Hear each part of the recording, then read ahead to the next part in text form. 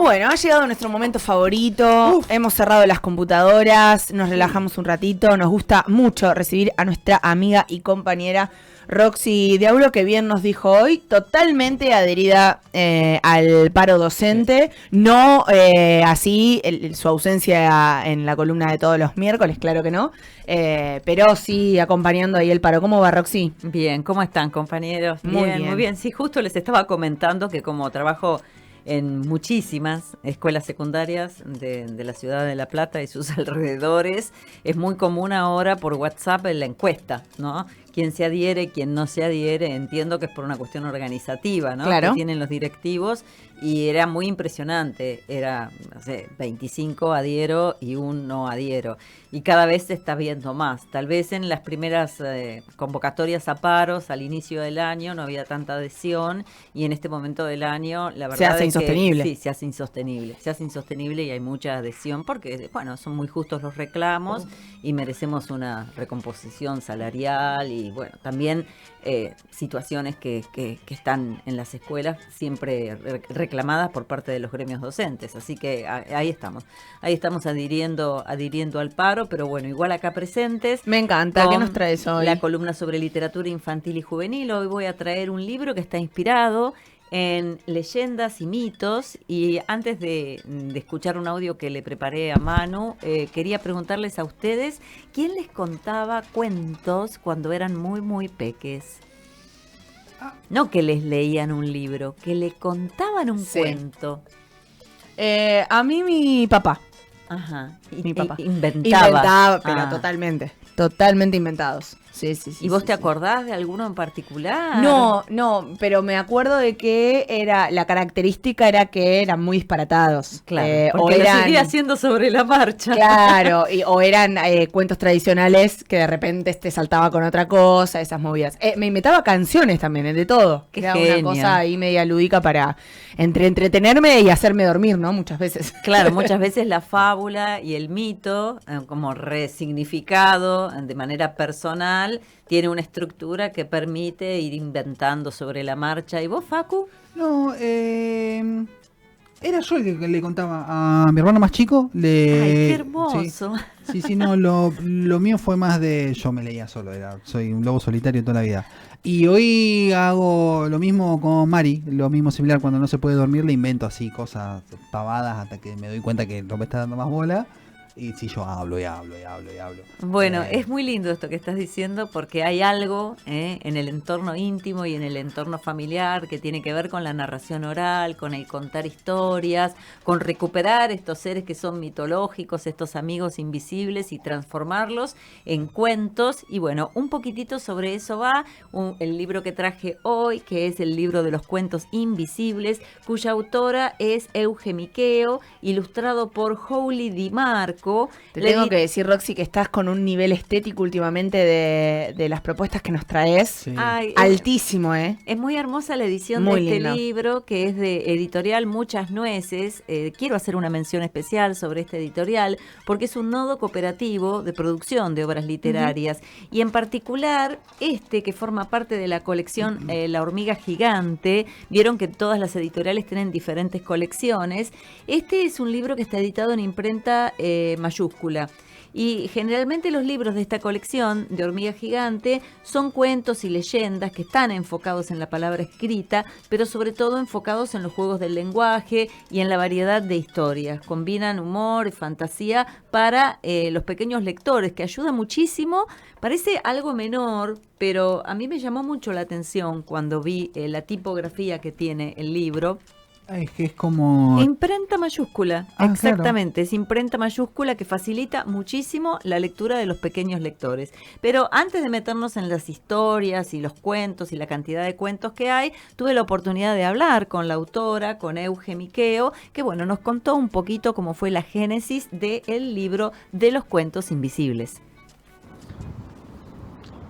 Hola, soy Euge, autora del libro de los cuentos invisibles, ilustrado por Jouli Di Marco y publicado por Muchas Nueces. El libro de los cuentos invisibles es un libro de leyendas, de mitos y leyendas, pero inventados, que cuentan las historias y le damos existencia mítica a personajes que forman parte de la cosmogonía de la infancia, como los duendes, el amigo invisible, los monstruos. Jugamos a pensar que son seres invisibles que realmente existen y contamos su historia, le damos existencia mítica.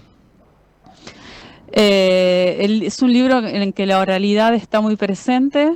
La excusa sería que es un libro de mitos y leyendas.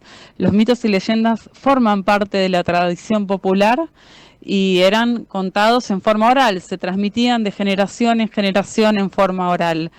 Y entonces, bueno, siendo un libro de mitos y leyendas, me parecía que eso tenía que estar muy presente. Pero esa es la razón formal, tal vez la excusa.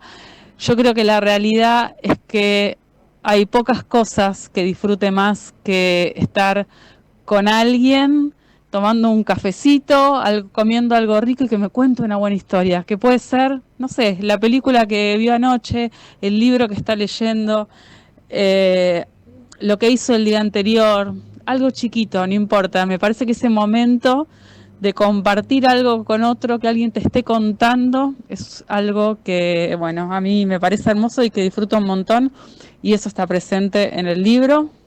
Y también que, bueno, por suerte es una rutina que todavía mantengo con mi hijo, esta cosa de leer un cuento a la noche, charlar un ratito antes de dormir, me parece algo fundamental que yo valoro mucho y que me gusta un montón. Así que eso también está presente en el libro. Les mando un beso grande y muchas gracias. Bueno, ahí estábamos escuchando a Euge, le mandamos un beso muy grande a ella, le mandamos un beso muy grande a Franco, que hoy debe tener más o menos 13 años, que es su hijo, que es un protagonista de este libro. ¿Cuánta relación tenía lo que ella estaba comentando recién con lo que vos estabas diciendo, Facu? Y con algo que contaste vos fuera del aire, dale, animate. No, que se ve que esto del insomnio está como muy difundido, porque a mí también muchas veces me ha costado por la vuelta de rosca de uno en la rutina dormir, y mi pareja también me ha llegado a contar hasta una historia por capítulos, que se ha traducido después en un escrito. O sea, lo escribió porque dijo, no, está bueno al final la historia, y fue lo más cerca que estuvo en su vida de la creatividad. O sea, imagínate que Claro, no, pero es así. Después nunca más escribió nada que sea por fuera de su laburo y esa cosa. Así que es como una conexión con eso que es de otra índole, ¿viste? Es de otro claro, nivel. Pero hay realmente un arte en esto que decía Euge, hasta de contar, vi una película copada el fin de semana. ¿Y de qué trata? Y hacer una síntesis, hacer una síntesis y lograr esa narrativa es un ejercicio para muchos muy complejo, ¿sí? Y está muy bueno practicarlo. Un poco el libro funciona precisamente como un homenaje a la oralidad. Cada historia empieza con así me lo contaron y así te lo cuento, y termina con lo que está es lo que está en mi corazón, que es la forma en la que las mujeres mayas terminaban sus historias. Qué lindo. Hay un montón de cositas de otras culturas, ¿sí? Antes de iniciar cada cuento, tienen unos poemas breves que homenajean a los limericks, que ustedes saben que son poemas breves de la tradición británica. Esos poemas tan conocidos por María Elena Walsh, se hicieron conocidos en español a través del Zoo Loco de María Elena Walsh, ¿sí? Que tienen una métrica muy particular porque rima el verso 1, 2 con el 5 y el 3 y el 4 entre sí. Uh-huh. Y entonces generan como un movimiento raro. Voy a leer uno nada más como para que se den una idea, que me parece como un regalito, ¿no? Antes de cada cuento tenemos el limerick. Hay uno que dice: algo pasa allá en Vicente López. Se dice que en una casa vive un pez que habla en inglés, francés y portugués, que hace un picnic en el patio y que después juega con su abuela un partidito de ajedrez. Antes de cada cuento tienen como el regalito de un limerick, que además yo lo siento como una invitación. Cuando en la escuela trabajás, por ejemplo, haikus, que también es otro tipo de formato de poesía japonesa, que hay que estar contando sílabas, o cuando trabajás los limericks, donde tenés que hacer rimar los versos entre sí, es una tarea, es una actividad poética que es muy convocante para los jóvenes, por ejemplo. Se recontracopan, no sé por qué, porque hay algo del desafío y algo ahí mezclado con la matemática que tengo que contar, si no, no me sale, y con un resultado que sorprende, porque genera como una musicalidad y genera como un salto distinto que si hacemos una rima que siempre es igual en todos los versos, en todas las estrofas. Así que además de los cuentos, nos va regalando esos limericks. ¿Cuántos cuentos tiene este libro? Por supuesto que les digo del otro lado, para quienes nos están escuchando, que también tienen la oportunidad de ver esta columna por el canal de YouTube, gracias a los dedos mágicos de Adri, que ya está compartiendo videos y fotos que yo siempre preparo sobre el material.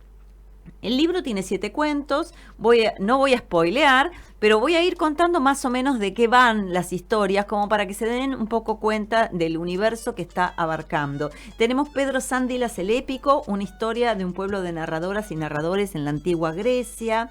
Tenemos una historia que se llama ¿A dónde se fueron los monstruos?, que es una historia que cuenta que los monstruos existían para que la gente sea más valiente y que fueron desapareciendo a medida que las casas se fueron achicando. De esas casonas grandes donde vivían a veces familias enteras, fuimos pasando a lugares un poco más reducidos y entonces los monstruos se quedaron sin lugar para vivir. Ese es un cuento que me gustó mucho. Después tenemos La Puerta del Infinito, que es una historia contada desde Tierra del Fuego, con la cosmovisión de los Yaganes. Ven que hay como del universo mitológico de todo el mundo, ¿no? Porque trae algo y multicultural también. Total. Es muy interesante ese aspecto también, porque es un aspecto que nos puede servir mucho también como para trabajarlo en las escuelas, ¿no? Después tenemos El Rey de la Inspiración, cuyo personaje es Celina, la mamá de Cato, que también es una gran contadora de historias, que un día se queda sin ideas. Y cuenta cómo se forma un consejo de sabios, que son contadores de historias, por todos los abuelos y las abuelas del barrio. Me gusta cómo va recuperando distintos aspectos, ¿sí?, de la sociedad que están vinculados con la narración oral. Voy a leer un fragmentito de ese, mínimo, porque si no después yo spoileo demasiado, ¿no? Pero bueno, hay un momento en el que se presenta Román, que dice: yo soy la fuente de inspiración de todos los cuentos del mundo, el que mandaba las musas a los poetas, o las cosquillas de cuento a Julio Cortázar, también el que le sopla esas rimas tan divertidas a Adela Bach. Mi tarea es hacer nacer las ideas que nutren todos los cuentos del mundo, esos que los chicos escuchan antes de acostarse, los que cuentan las abuelas, las madres y los padres, los que saben las maestras y repiten los chicos y las chicas, los cuentos y leyendas que pasaron de generación en generación. Pero últimamente ya nadie cuenta cuentos, y menos inventados. Y si nadie cuenta cuentos, no nacen ideas nuevas para hacer cuentos nuevos. ¿Se dan cuenta de qué grandísimo problema? Imagínense un mundo sin cuentos. ¡Qué desastre! Bueno, ese es un fragmento, me gusta leer a veces pequeños fragmentitos, también como para que se den cuenta un poco del otro lado, cómo es la narrativa que presenta este libro. Muchas veces me preguntan, ¿para quiénes está recomendado este libro? Bueno, las edades son tan... Yo lo leo y me gusta. Sí, aparte de estar en imprenta mayúscula también, con algunas cuestiones que pero están buenas. Bueno, eso también es una pauta, y el tipo de historias que aborda puede ser un 7, 8, 9, hasta 10 Son años. historias aisladas, no tenés que leerte todo el libro, podés recuperar alguno. Claro. Después tenemos, hago así el punteíto de los cuentos para que vean un poquito la cosmovisión que presentan, ¿no? Genú y su doble, que es una fábula, un mito que habla un poco del amigo invisible que todos y todas tuvimos, ¿sí? Que no es otra parte más que nosotros mismos, ¿sí? Una especie de desdoblamiento. Los duendes del sueño, que es un cuento sobre un abuelo que ayuda a dormir a los niños y convoca a los duendes del sueño. Y el cuento que no es cuento, que es el último, donde esta mamá que le narra todas las noches algo a su hijo Franco, cualquier similitud con los nombres de los personajes reales, le cuenta una liga de magia a la que pertenecía cuando ella era chica y los problemas que eso le trajo con los que eran en su momento los fanáticos adoradores de la realidad. Muy bueno. Cómo recupera también un poco sus historias personales y las transforma en cuento, ¿no? Al final trae este libro unas citas y datos para googlear. Y además eso me gustó, porque bueno. tiene como una dimensión así un poco informativa. Sí. Por ejemplo, datos como por ejemplo que es San Telmo, que es un barrio muy antiguo de Buenos Aires, que son los Yaganes, un pueblo nómade que vivía en el extremo sur del continente.